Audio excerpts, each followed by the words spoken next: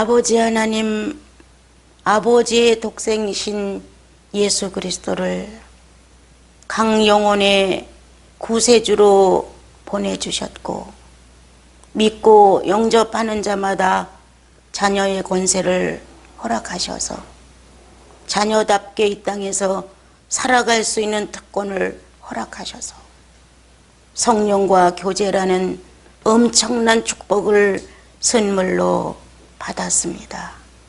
어디 가서 무엇을 할지라도 성령을 통하여 하나님이신 그리스도를 표현할 수 있게 해주셨고, 죄인의 악한 마음을 늘 고백하며 하나님의 독생자 예수 그리스도와 더불어 화목하게 할 수 있도록 축복하셨으니, 오늘도 신령과 진정으로 드리는 예배가 주님의 마음에 흡족하게 되기를 원합니다.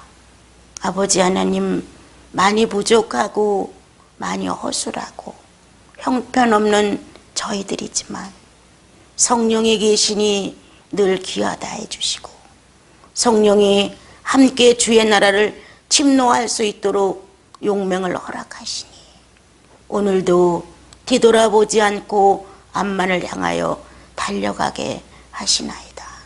주님 고맙습니다. 그리스도의 이름이 성도 안에서 존귀하게 되게 하시옵소서. 모두가 삶의 전체가 주님의 이름으로 찬양이 되게 하옵소서. 나보다는 그리스도를 내세우고 나보다는 성령 존재를 일깨우실 수 있도록 우리 안에 주관자가 되어주소서. 예수님의 이름으로 기도합니다. 아멘.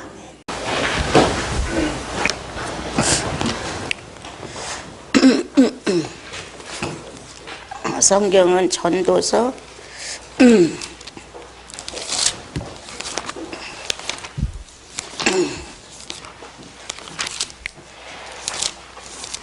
5장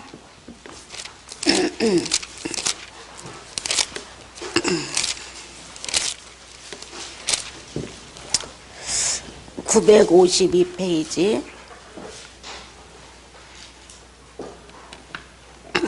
5절부터 7절까지 같이 읽겠습니다. 너는 하나님의 집에 들어갈 때에, 네? 아니 1절부터 같이 하자고요.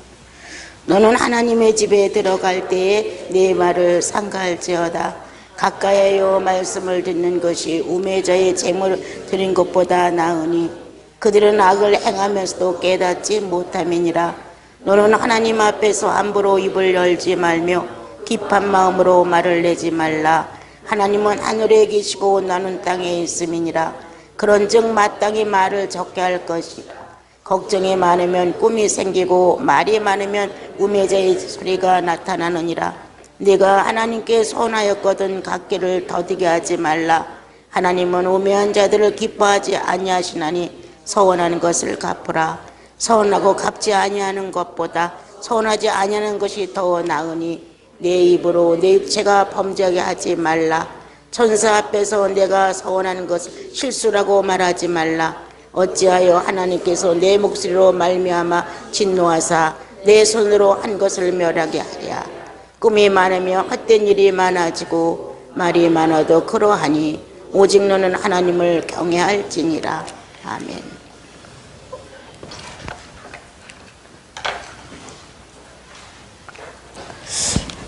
주님의 말씀 중에서 100번을 들어도 싫지 않은 말, 1000번을 들어도 싫지 않은 말, 사랑이라는 단어일 겁니다.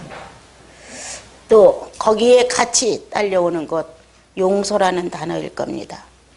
내 편에서는 사랑이라는 단어와 용서라는 단어를 아무리 써도 실증이 없고 아무리 써도 나와 여러분은 이거를 부족하다 말하지 않습니다. 그런데 우리가 예수 그리스도를 구주로 모시고 사는 삶이 첫 출발점은 구속인데 내 영혼 안에 구속사가 없는 문제에 대해서 심각해야 합니다. 이 나시린 수도원을 방문하는 많은 분들에게 첫 번에 내가 이래서는 안 되겠다. 내가 언제 주님 나라로 갈지 모르니까 이제는 봉했던 문을 열고 많은 사람들을 만나리라. 병원에서 퇴원하면서 닫아 걸었던 30년 동안 봉해버리려고 했던 저희들 수도원을 11년째 되는 해에 문을 열게 됐었습니다. 사람들을 절대 안 만나고 그냥 우리끼리 주님을 좀 더 조용하고 단조로운 생활 속에서 침노해 가보리라. 사람을 자주 만나면 내가 분산되고 시간이 또 많이 나눠지게 되고, 이래서 주님을 침노하다 말까봐 무척 애를 태우면서 이 열기가 가시기 전에 내가 예수 그리스도가 어떤 분인가를 좀 더 내 안에서 확실하게 알고 싶다. 이러한 제 갈망이 일어나서 여기 들어와 자리를 잡고 30년 가까이를 계획했었는데 11년째 되던 해에 이렇게 문을 열게 됐죠. 문을 열면서 그 해에 3,000명이 드나들기 시작을 했었습니다. 이게 무려 10년 이상 4,000명, 5,000명 이렇게 늘어나 여기를 많은 사람이 다녀갔습니다. 참 처음에는 우왕좌왕했고 내 마음이 무엇을 어떻게 전해야 될까? 어떤 수준일까? 나는 교회를 다니면 다 예수님을 만나는 줄 알았어요. 그리고 다 성령의 지도를 받으면서 하는 줄 알았어요. 나는 이 교회 사회에 대해서 너무 경험이 부족해요. 예수를 만나면 다 예수께 다 홀리듯이 영혼을 다 바치는 줄 알았고, 어떻게 하면 주님을 위해서 살 수 있을까 고민이 있는 것 같았고, 그리고 몸과 마음을 온전히 그리스도처럼 좀 거룩하게 놓아서 주님을 기쁘게 해드릴 수 있는 그런 것이 예수 본바탕이 아닌가, 이렇게만 생각을 했기 때문에 어떤 타산도 어떤 것도 생각을 못했었어요. 그런데 영혼들이 오면서부터 말씀을 전하면서 나는 아주 많은 걸 깨닫게 됐어요. 예수 그리스도의 순전한 걸 전달하는데도 이해가 안 되는 사람들이 많은 거였어요. 왜 이러지? 왜 예수 그리스도의 구속을 전달하는데 졸고 관심이 없고 이런 모습을 많이 보게 됐어요. 그래서 그때 제 마음속에 만약에 초급, 중급, 상급이라면 상급과 중급을 전달을 했는데 안 되었어요. 효과가 너무 없었어요. 은혜를 받았다는 것은 많아요. 그리고 아주 특수한 말씀이었다고 하는 사람들도 많이 있었어요. 그러나 제가 봤을 때는 그 말씀은 영혼 속에 미랄이 되지 않았어요. 그래서 많은 고민을 했죠. 어떻게 될까? 소수로부터 시작하자. 한 명으로부터 시작하자. 그렇다면 구속을 전달해야 한다. 붙들고 한 명으로부터 시작해야지 1,000명, 2,000명 이렇게 욕심을 부리고 이렇게 많은 대중을 상대로 한다면 복음은 희석될 것이다. 사람의 비율을 맞춰야 되고, 사람이 요구하는 은사를 줘야 되고, 사람이 요구하는 병고침을 줘야 되고, 사람이 요구하는 예언을 줘야 되고, 이런 거를 줘야 된다고 하는 신앙을 거의 다 갖고 있었어요. 그런데 정말 사도들이 주님 앞에 산 것처럼 나사렛 예수 외에는 줄 게 없는 거예요. 우리가 만난 인연이 뭐냐? 나사렛 예수 그리스도를 주기 위해서 우리 서로 만났고, 당신 속에 있는 나사렛 예수를 내가 알고 내 속에 있는 나사렛 예수를 당신께 소개합니다.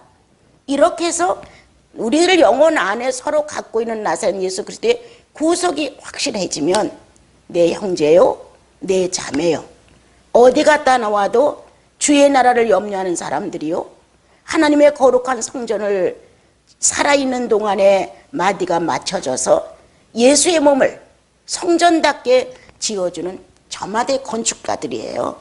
이렇게 멋있는 예수인들은 엄청 소중하죠. 그래서 그렇게 예수를 믿어가는 것이 나는 당연하다고 생각했고, 네 거 내 거 막 타산하고 이런 걸 정말 몰랐어요. 그러니까 내가 얼마나 어리석었는지, 우리 형제님들이 어려우면은, 우리 요한 형제님이 어디가 일을 하면은 그 돈 좀 갖다 두고 좀 줘, 이렇게 했어요. 또한 저도 특수하게 어디서 나를 불러주면 거기서 사례금을 주면 이거 갖고 다 논아줬어요. 그래서 그렇게 사는 것이 그냥 예수 믿고 사는 걸로 알았던 거예요. 지금에 와서 나를 보면 내가 너무 사회를 몰랐구나, 이렇게 이제 보게 됐어요. 그 대신에 복음을 소수로 놓고 1대1로 놓고 전하지 아니하면 이 복음의 역사가 일어나지 않겠구나. 예수 믿는 목적은 죄의 문제를 해결하고 거듭난 영혼이 영생을 확증해서 영혼 안에 무서운 힘이 감도는 거예요. 세상을 이길 수 있는 힘, 어떤 상황이 올지라도 그리스도를 선택할 수 있는 힘, 그리고 내 안에 그분의 실제의 존재가 나를 지도해 간다는 이 무서운 힘이 존재한다는 걸 아는 거예요.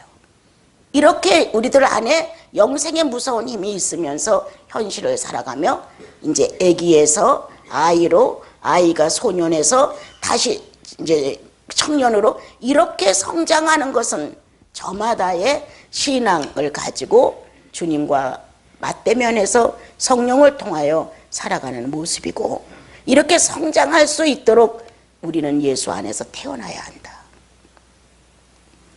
태어난 경험이 확실해야 한다. 소리로 들어서 지성익을 받아서 그렇구나 라고 하나의 과학 하나를 깨닫는 것처럼, 어떤 학문 하나를 깨닫는 것처럼, 학교 가서 수업을 받으면서 몰랐던 수학을 깨닫는 것처럼, 이런 깨달음 속에서 내가 발달하는 예수가 아니다. 우리는 예수 그리스도는 심령을 개척하시는 분이다. 사람을 만들어서 생기를 우리 안에 집어넣어줬다.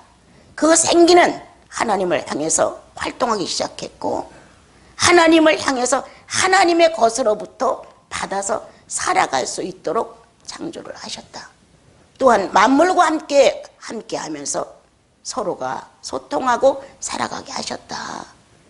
이러한 것이 어느 날 아담의 죄로 인하여 하나님과의 관계가 정지됐다. 그럼 예수는 왜 오셨느냐? 정지된 나를 풀어주러 오셨다. 하나님에 대할 길이 없다. 감각조차도 없다. 느껴지지도 않는다. 내 법대로 내 양심대로 그냥 생활하고 산다. 그렇게 불편하지 않다. 이렇게 살아가는 나에게 어느 날 예수 그리스도가 구주라는 사실이 남이 가르쳐줘서가 아니라 들으면서 내 영혼에 확증이 됩니다. 내 구주시죠. 그렇습니다.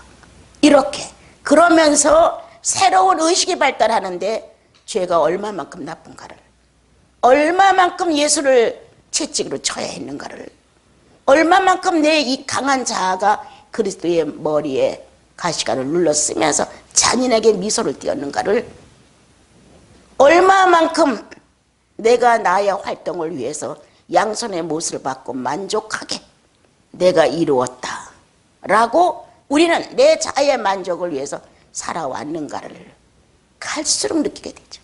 아, 무도한 무법자가 나였습니다. 주님, 무도한 무법자가 나였습니다 라는 가슴에서 정말 애통하게 고백을 하게 되고 몸부림을 치게 되죠.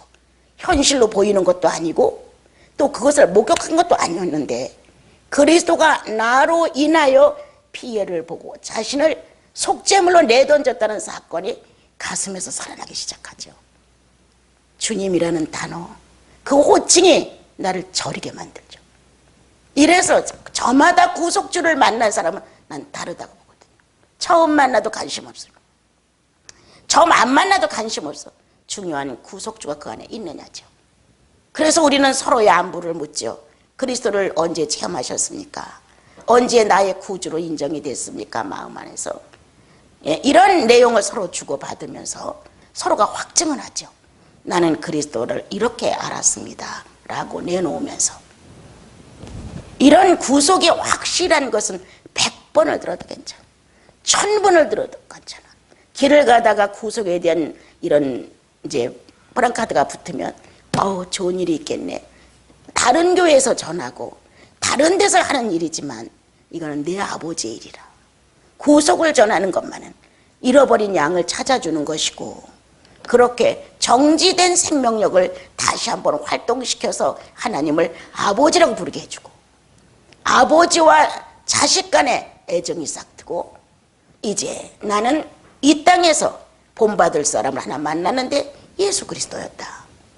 나에겐 스승도 없었다. 선지자도 없었다.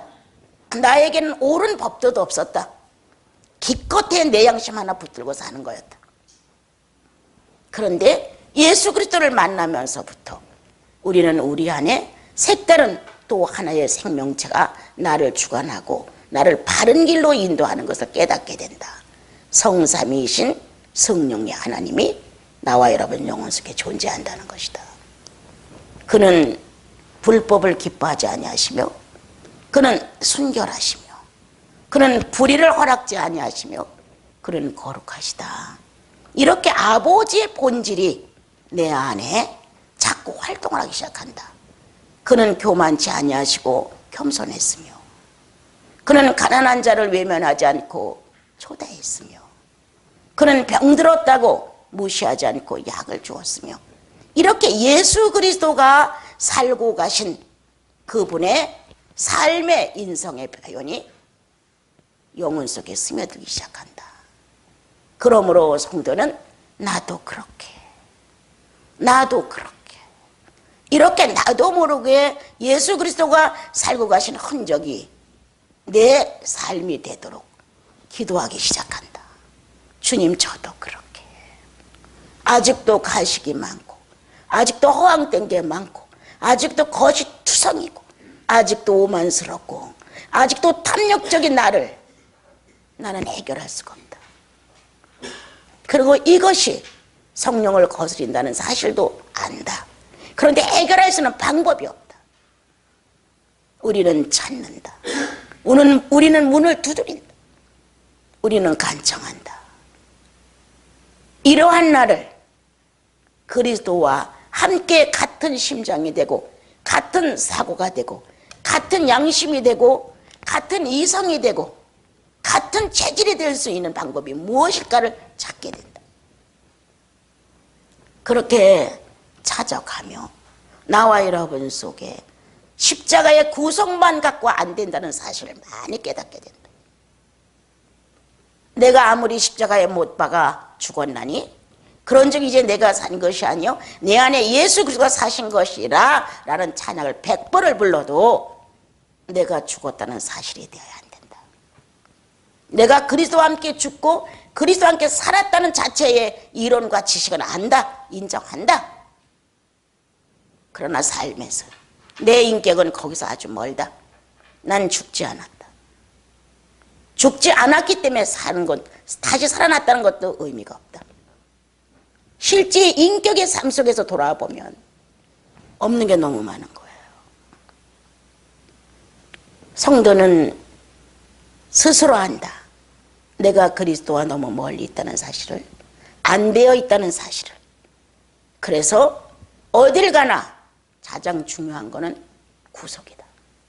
그리스도로 거듭나셨습니까? 예. 이렇게 그리스도로 거듭난 사실이에요. 저한테 얘기 좀 해주시죠. 저도 그리스도 안에서 거듭난 경험이 있습니다. 이런 식의 어떤 내용을 서로 펼쳐 가지요. 그러면 같은 한 아버지의 피가 같다. 한 아버지의 기질이 같다. 한 아버지로부터 받아들인 유전자의 성격이 똑같다는 거예요. 아직은 미숙한 게 많고 아직은 미개척적이고 미성숙적이지만 그래도 같은 유전자가 소원하는 건 있다는 거예요. 이렇게 같은 유전자의 성격을 통해서 내 형제구나, 내 자매구나 라는 것을 서로가 확증할 수 있죠. 그런데 만약 아무리 신앙생활을 잘했다고 해도 남부럽지 않게 했다 해도 많은 사람이 우러러봤다고 해도 내 속의 유전자가 같지 않다는 사실을 본인이 알게 됩니다. 본인이 알고 흐릿하게 그런가? 아니면 있나? 이렇게 의욕적인 자기가 문제를 만나보면 그렇게 됩니다. 이럴 땐 내가 구원이 확실한 것 같은데 이럴 때는 없는 것 같다. 이러한 갈팡질팡하는 자기를 갖고 있을 생활을 하다가 누구를 만나서 당신 구원받았습니까? 굉장히 기분 나빠합니다. 예. 당신 그리스도를 체험하셨습니까? 막 머리를 핑핑 돌아가죠. 어떻게만 대답할까? 순간 머뭇거리죠. 잘 믿어보려고 하지요. 이런 대답. 저도 기도를 하면 응답을 받았고 주의 음성을 들었고 이렇게 대답하죠. 주의 음성이 구속이 아닙니다. 내 음성도 얼마든지 들려올 수가 있기 때문에 그래서 이제 서로 부딪혀지지요. 예, 그거는 가능하다는 뜻입니다. 가능해. 이렇게 하나님께서 내 속에 확실하지 않은 그것을 들춰주심으로 확실하게 이거야 라는 근거 있는 예수를 믿을 수 있도록 은혜가 입혀진 시간입니다. 그래서 반발하는 마음도 있고 싫은 마음도 있고 당신 나를 무시해 이런 마음도 생깁니다. 여러분, 나는 어느 날 어느 분이 성경을 잘 가르친 데서 찾아간 적이 있었죠. 등에 업혀서 누구를 한번 찾아가서 만난다는 것은 나로서는 엄청 어려운 거예요. 모든 삶이 그 순간에 어려워지니까. 그런데 업혀서 골목골목을 지나서 어느 사람들 들어갔었죠. 그분이 첫마디가 당신 구원받았소? 평안도 분이었어요. 그렇게 물었어요. 네, 구원받았죠. 이렇게 대답을 했어요. 그런데 일반 우리들이 다닐 때 그때 우리 기독교는 구원받았어? 나 처음 들어봤어요. 그분의 질문. 내가 구원받았고 그리스도가 정확했고 내 안에 성령이 계시고 내가 성장하지 못한 거에 대한 고민은 있었지만 구속에 대해서는 너무 확실했거든요.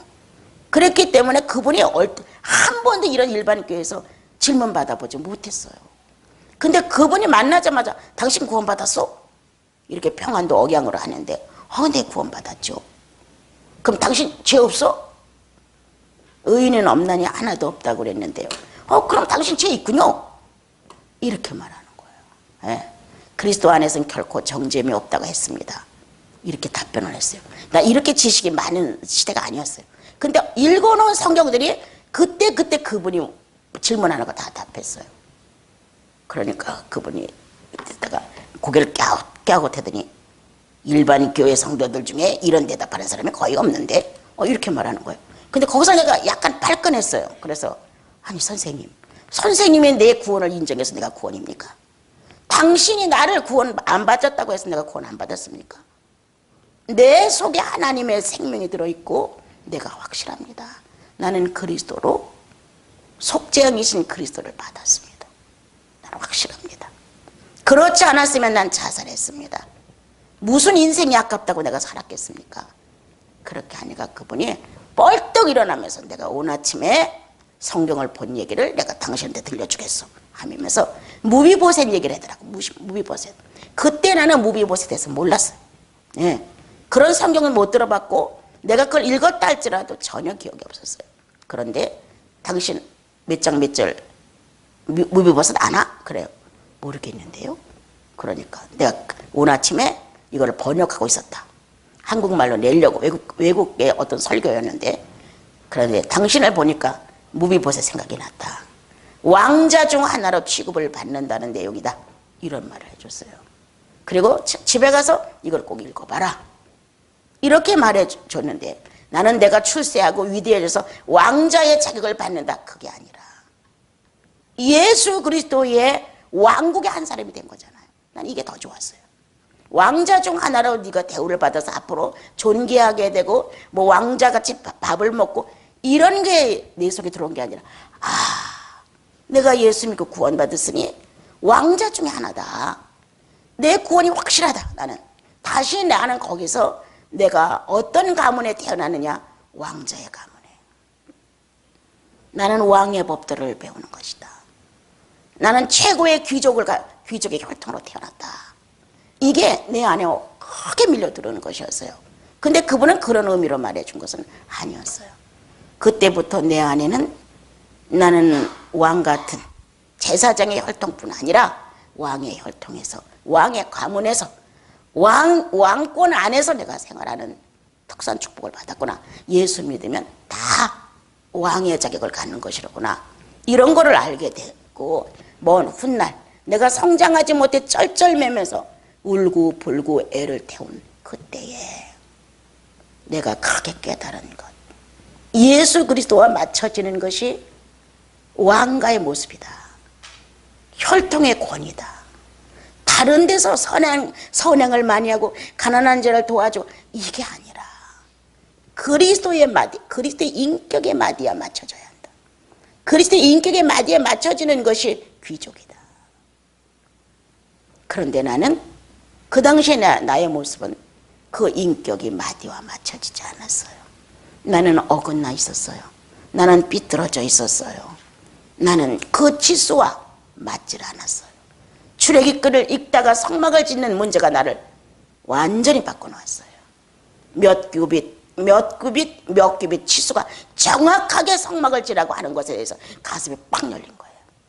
아, 예수는 적당히 믿는 것이 아니다. 치수에 맞아 한다. 예수의 시선과 같은 시선으로 들음으로, 말함으로, 생각함으로, 행동함으로 전체가 예수 치수에 맞는 것이 내 일생의 과제다. 큰 충격이었어요. 너무너무 삐뚤어져 있었어요. 너무너무 어긋나 있었어요. 하나도 정상 치수를 가지고 맞춰진 마디가 거의 없었어요. 이러한 모습이 내 안에서 발견되면서 나는 이제 아무것도 안 한다. 전도도 아니고 남을 살피는 일도 아니고 내가 할 수 있는 일은 예수와 맞춰지는 일을 한다. 감정을 바로 갖고, 내 이 감정 타락에서 엄청 고민한 사람 중에 하나거든요. 내 기분에 따라 내 감정을 비인격으로 막 드러내고, 그 감정이 문자가 다 있어요, 여러분. 그 감정은 인격이 다 들어있어요. 기분에 따라 천사의 노릇하고, 기분에 따라 악마 노릇을 하고, 이 감정 안에 들어있는 내 인격적인 이가 제일 문제였어요. 좋으면 천사 같고, 나쁘면 악마 같고, 좋으면 천국 생활이고, 나쁘면 지옥 생활이고, 이 감정 안에 들어있는 내 이 비인격을 어떻게 감당할 수가 없었어요. 이러한 이제 생활 속에서, 야, 구속만이 중요한 것이 아니로구나. 예수 믿고 나서 왕족의 혈통에서 태어났다는, 귀족이라는 가문에 내가 생명을 가졌다는 어마어마한 것인데, 여기에 맞춰가는 내가 안 된다면 천국은 도대체 뭐냐. 이런 마음이 나의 큰 아주 숙제였어요, 여러분. 그래서 600명이 넘는 학생을 버리고 산으로 들어가지 않았겠어요. 어떻게 하면 예수를 발견할 수 있을까? 어떻게 하면 어떤 것이라도 맞춰져서 그 치수와 됐을 때 똑같네, 주님이 보시고 똑같이 했네, 이렇게 하실 수 있을 만큼 내가 감정 안에 내 인격을 너무 많이 고민하게 됐고, 현실로 나타나는 내 습관적인 내 모습에 대하여 잠자리로부터 고치기 시작을 했죠. 절대 내 멋대로 안 자는 것을 내가 이랬으면 난 쌍스러워요. 잠자는 자세를 보면 내가 쌍스러웠어요. 그러니까 나 편할 대로 자는 거니까. 이런 것도 나에겐 다 주시가 됐어요. 야, 난 쌍스럽다. 남이 안 본다는 내 침실이 나 혼자만의 공간으로 생각했는데 아니었어요. 주님이 시선을 갖고 내 침상을 살피셨어요. 그때 나는 잠자리에 내 모습을 바꾸기 시작을 했어요. 이렇게 어떤 거 하나도 함부로 내 거라고 팽개치지 않고 다 정리를 하는 데다가 노력을 했죠. 그래도 지금 내 모습은 그렇게 거룩하지 않습니다. 주님을 향하고 주님을 원하고 주님을 찾는 데다 많은 시간을 허비한다고 해도 원래 기질이 나빴고 원래 타락된 내 본성이 죄인이었기에 이것을 맞춰서 그리스도의 마디에 맞게 한다고 하는 것은 오랜 세월의 수업이었고, 주님 나라 갈 때까지 주님이 끝이야 마감이야 할 때까지 지고 가야 할 아주 아름다운 십자가죠. 아주 이 십자가가 없으면 예수 믿을 수 없어. 재미없어요. 내 등에 메어진 그리스도와 맞지 않는 비인격의 십자가가 너무 좋은 거예요. 이게 있기에 난 도전한다. 이것이 있기에, 이 비인격적인 실패적인 내 모습이 있기에 무릎을 꿇어 죄인이라고 고백할 수 있다. 이러한 내 약점이 내 등에 붙어있는 나만의 십자가를 지고 갈 수 있는 축복이 난 너무 좋다. 그것이 없었더라면 나는 무능해졌을 것이고, 그것이 없고 나는 이만하면 괜찮아, 난 충만해, 이 정도 갖고 뭐 죽는 날까지 이제 땜질하고 살 수 있어, 이랬다면 나는 주저앉았을 것이다. 그런데 지난주에도 어떤 한 사건이 그렇게 내 감정을 흔들었다. 100% 실패도 아니고 성공도 아니었지만 난 주님 앞에 무릎을 꿇었다. 그리고 미성숙한 내 모습에 대하여 사죄했다. 얼마나 멋지냐. 그분께 나와 요랬으면 더욱 좋았을 텐데 주님, 거기까지 미치지 못한 내 모습에 대하여 죄송합니다. 산자로 그분을 상대할 수 있는 순간이 있었다. 그래서 주님 조금만, 근데 이거를 들춰주셔서 고맙습니다. 이거를 안 들춰주셨으면 나는 꽤나 이 문제에 대해서 성화된 자로 내가 착각했을 것인데 내 속에 이러한 자아가 숨어 있었다는 사실, 감정, 그 악한 감정이 도사리고 있다는 사실을 발견할 수 있었으니 당신의 구속은 참으로 깊은 데까지 내려갔나이다. 깊은 음부까지 구속의 능력이 내려갔기에 그 구속은 오늘도 나를 일으켜주기 위해서 내 약점을 어떤 동기를 통해서 발견케 해주셨고 그거를 통하여 살아있는 주님을 상대로 죄송했습니다. 이렇게 나를 고백할 수 있는 의미가 있는 어느 한순간이 있었다는 게 난 너무 좋은 거예요. 예. 주님 나라 갈 때까지 완성되지 못한 부분들의 십자가를 등에 메고 내 주님을 만나러 내 인생의 여정을 끝날 때까지 주님을 사랑하는 마음으로 이 등에 실은 미성숙한 내 인격 부족의 십자가를 지고 간다는 건 더 나야 할 수 없는 축복이다. 주님 고맙습니다. 이미 이뤘담도 아니요 잡았담도 아니라 앞에 가신 그리스도를 향해 나는 오늘도 달려가노라.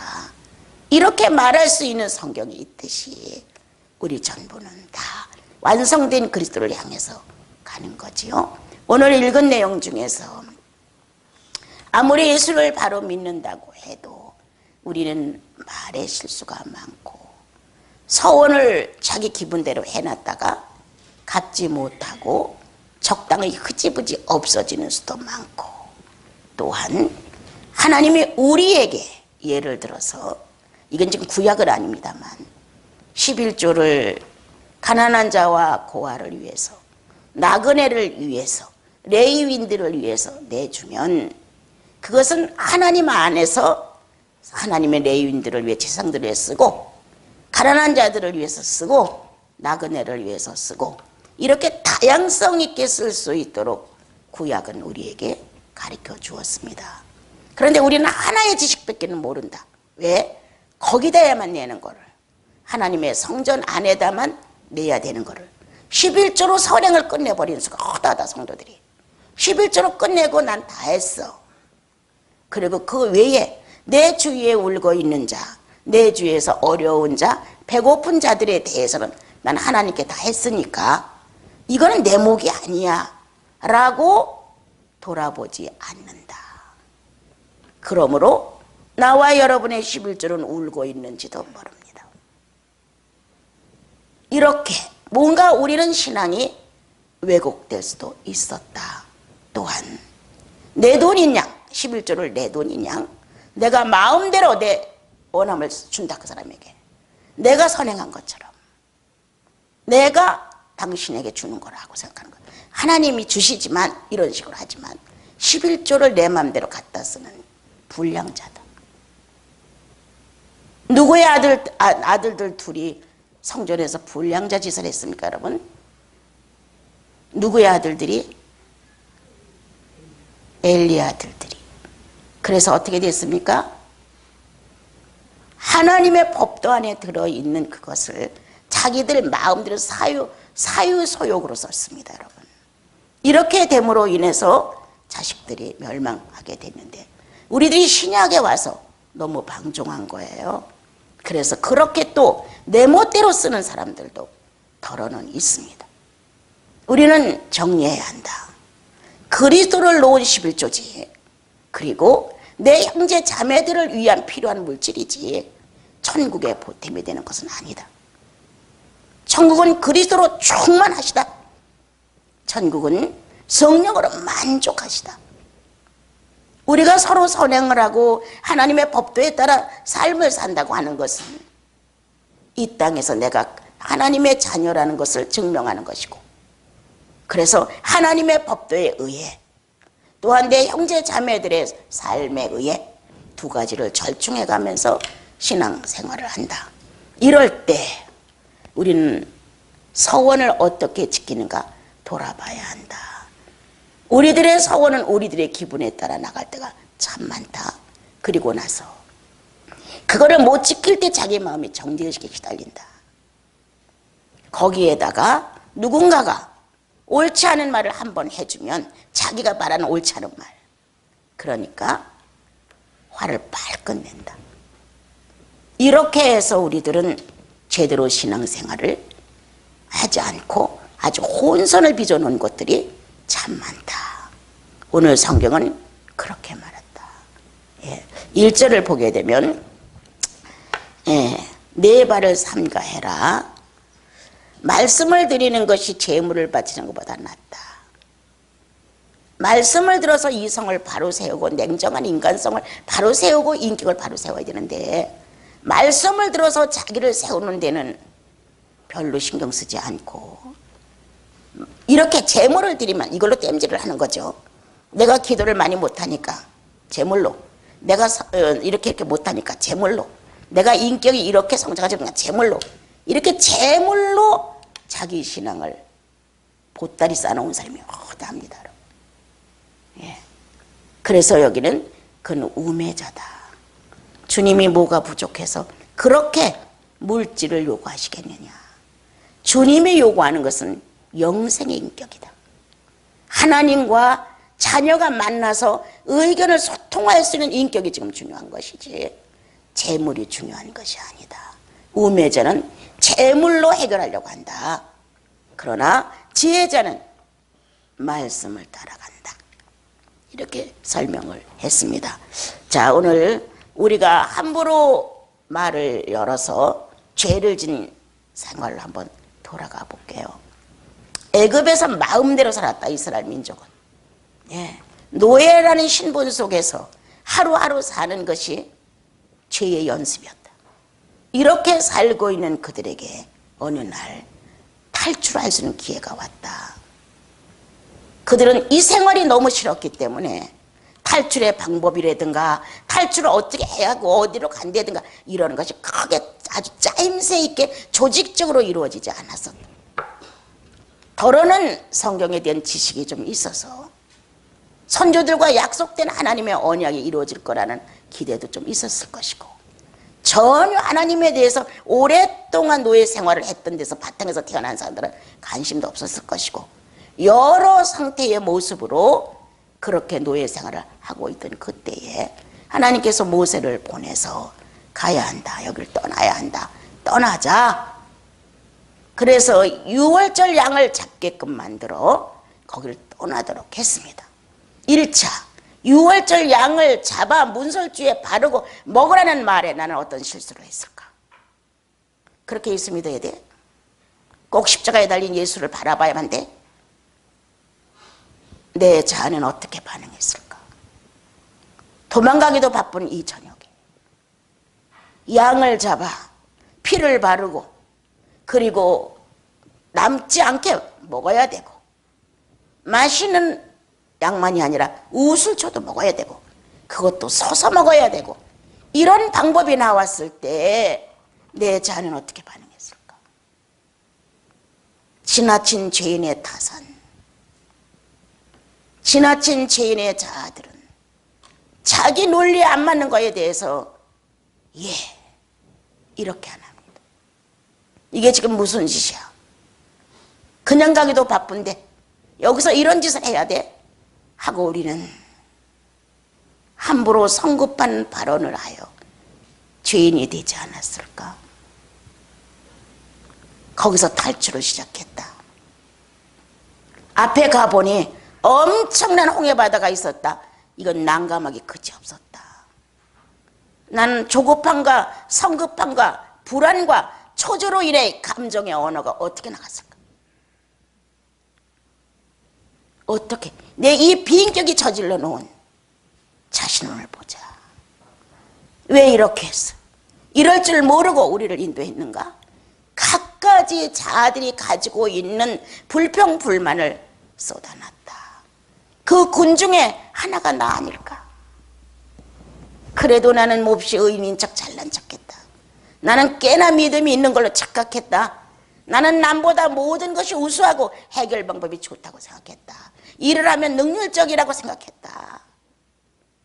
언어로 문제 앞에서 여호와의 얼굴에 물을 끼얹는 모습을 해놓고도 그건 당연하다고 믿었다. 왜 우리가 가는 길에 홍해바다가 있어야 돼? 지도자들은 이것도 몰랐단 말이야. 하며 하나님의 방법과 하나님의 수단에 대하여 반역을 했다. 뭐로? 언어의 감정으로. 무엇으로? 감정의 인격으로. 이렇게 조급함을 드러내고 성급함으로 여호와를 무시한 일이 내가 신앙생활 해가면서 시대 한 시대가 갈 때마다 죄를 저지른 게 내가 아닌가. 출애굽 6월절 앞에서 한 사건이 끝나서 한 시대가 가서 또한 홍해바다에 한 사건이 또 왔어. 또 죄를 졌어. 또다시 광야로 들어가 먹을 것이 없음을 원망했다. 우리는 또다시 먹을 것이 없다. 차라리 애굽에 있었으면 만족했을 것인데 왜 애굽에서 우리를 끌어다가 노정에서 죽게 하느냐. 우리의 조급함은 정말 맛있고 구미에 당하는 이러한 식탁이 아니고 거칠고 사나운 식탁 앞에서 서슴지 않고 성급한 말을 내밀었다. 거기 가면 생강도 있고 뭐도 있고 뭐도 있는데 여기서 이 거친 음식을 어떻게 먹으란 말이냐.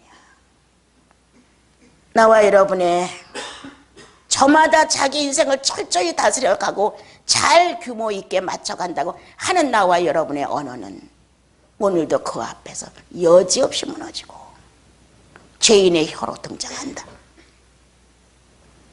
주님은 사람이 떡으로만 사는 것은 아니야.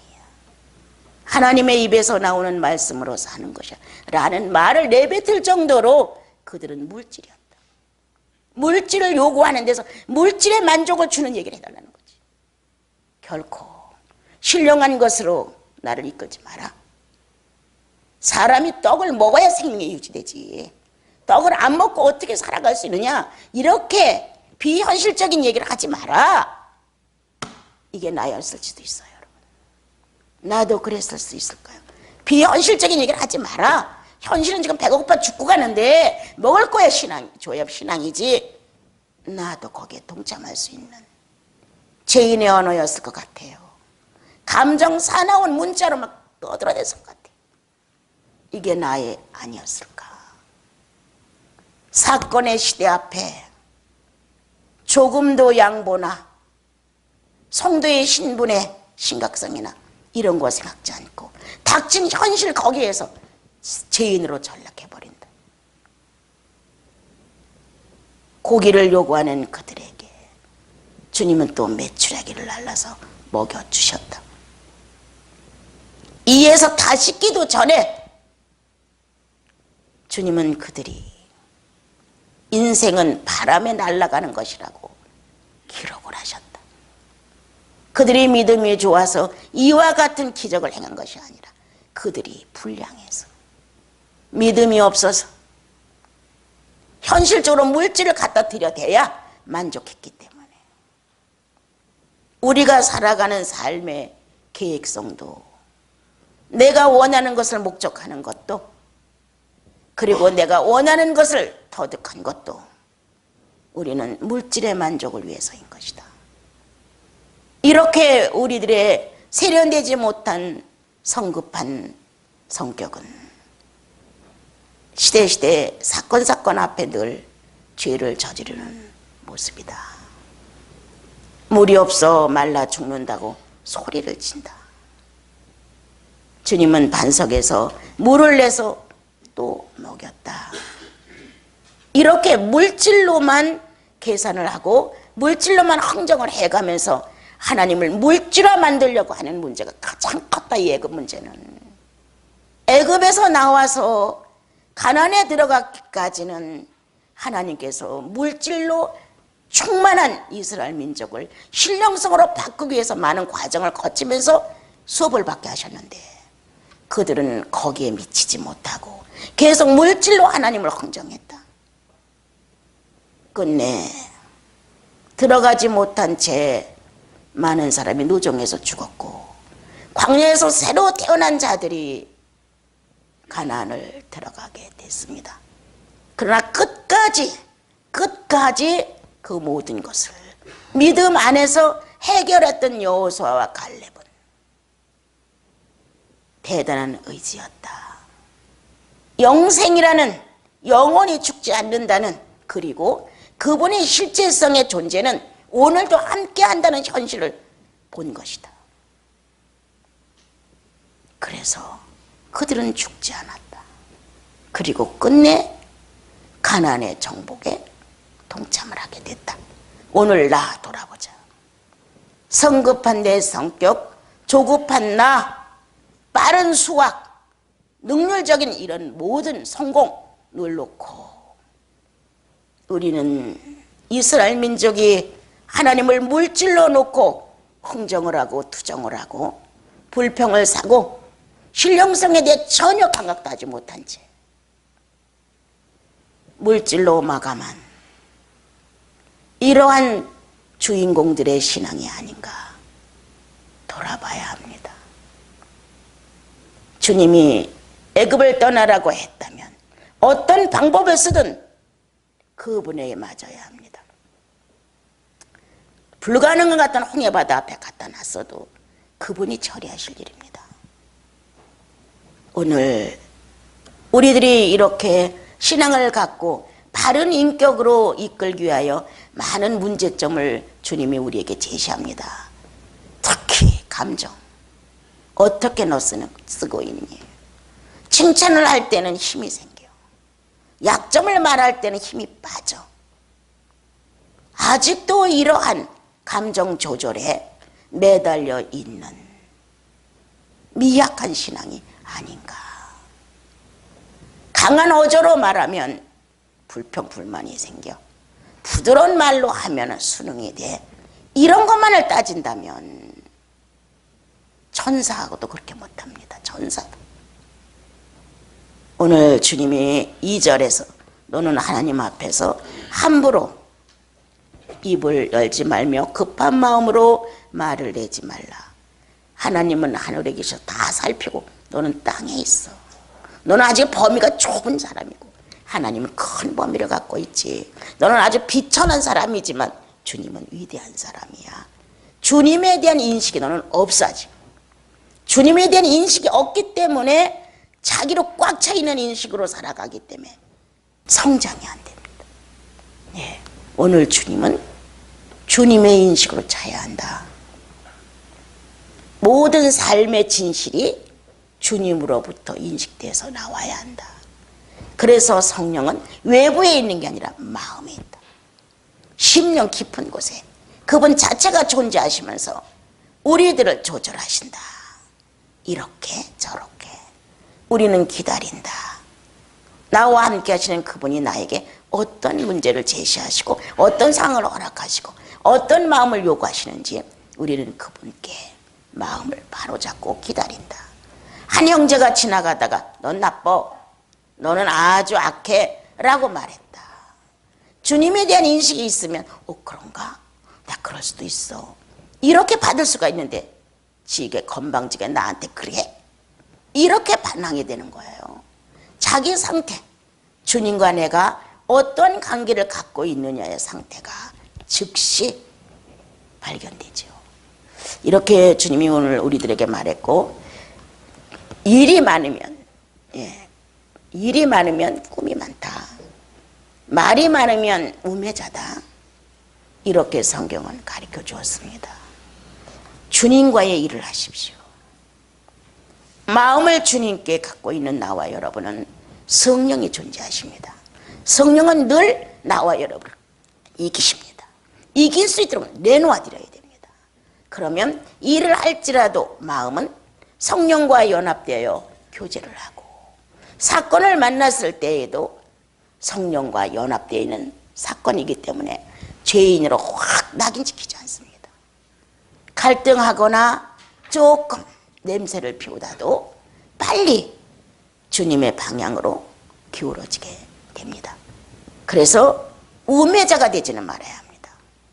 이렇게 해놓고 일이 그르쳐지면 성도는 하나님을 원망합니다. 내가 이만큼 했는데, 내가 이만큼 살아왔는데, 자기가 얼마만큼 했는지 모르지만 하나님에다 비교를 합니다.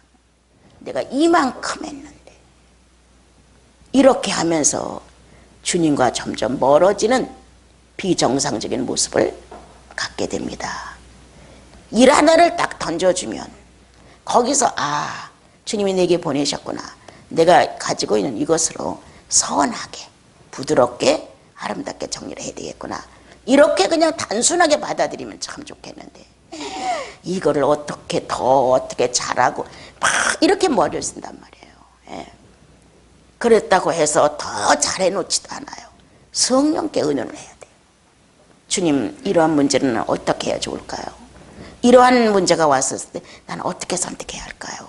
주님, 내가 둔하고 어려서 잘 판단이 안 됩니다. 이렇게 주님과 일을 해야 돼. 주님과 일을 해야 이게 맞아떨어지는데, 주님과 일을 하지 않고 머리로 일을 하는 거예요. 머리로. 자기 재능으로 일을 하는 거예요. 몽땅 자기 육체로 일을 하는 거예요. 그러다 보니까 성공을 했어, 공치사가 나오죠. 내가 했죠. 누가 물어보면 주님께서 했어요. 이건 빈말이에요.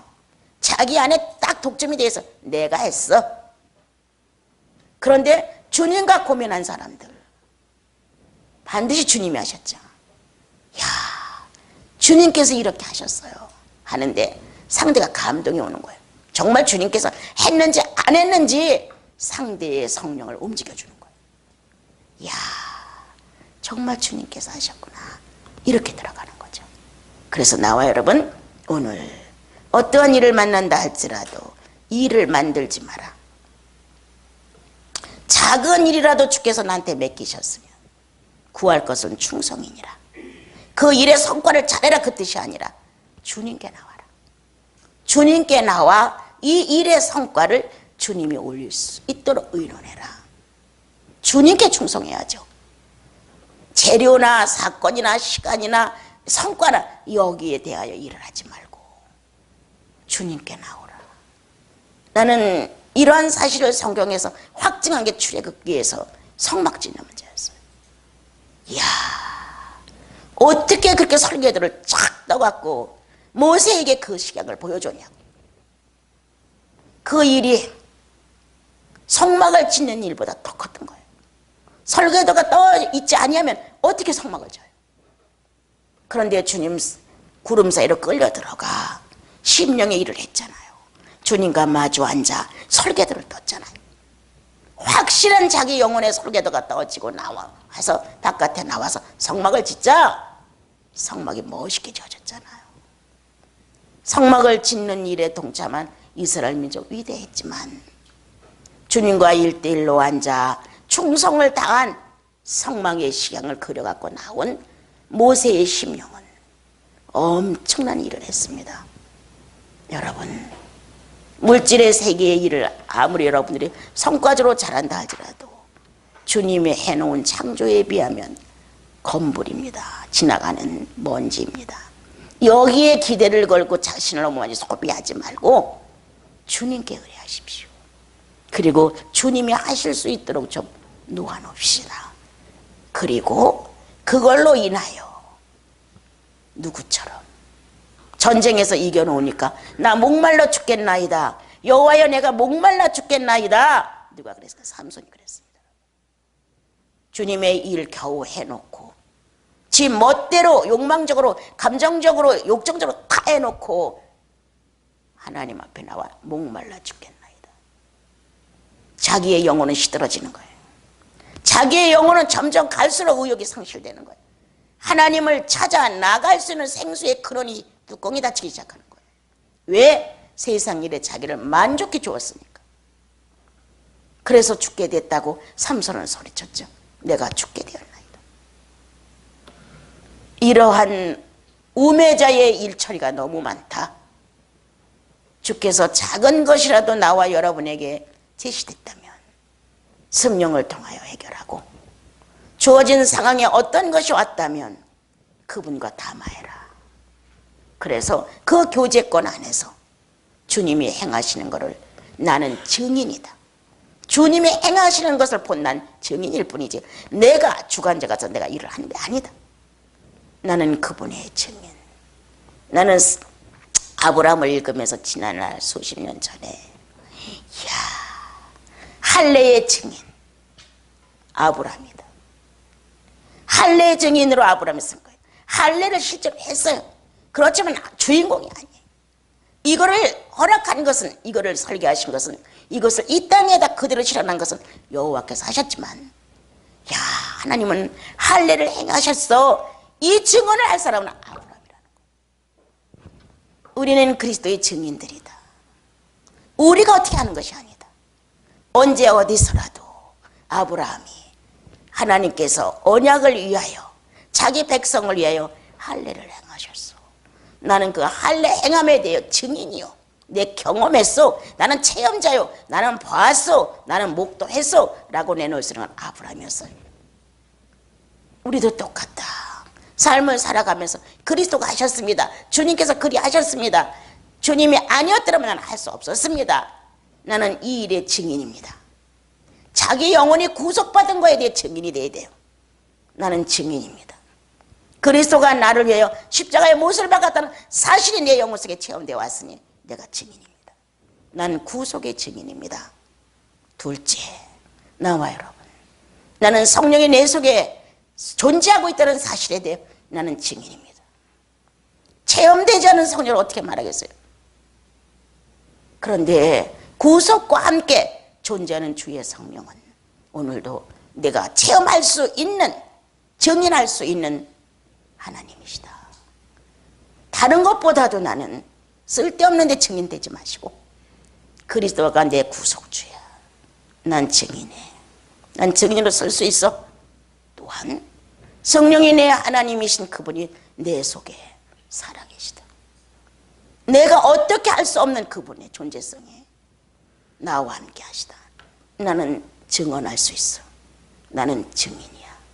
이렇게 나와 여러분 한 주를 살면서 구속의 증인이 되어 주십시오. 한 주를 살면서 여러분들 영혼 안에 함께 하시는 성령의 증인이 되어 주셔서 우매한 자의 소리가 육체에서 나오지 않도록, 우매한 자의 소리가 이를 만들어 교만해지지 않도록 우리 모두가 주님 안에서 아름다운 한 주를 살았으면 좋겠습니다.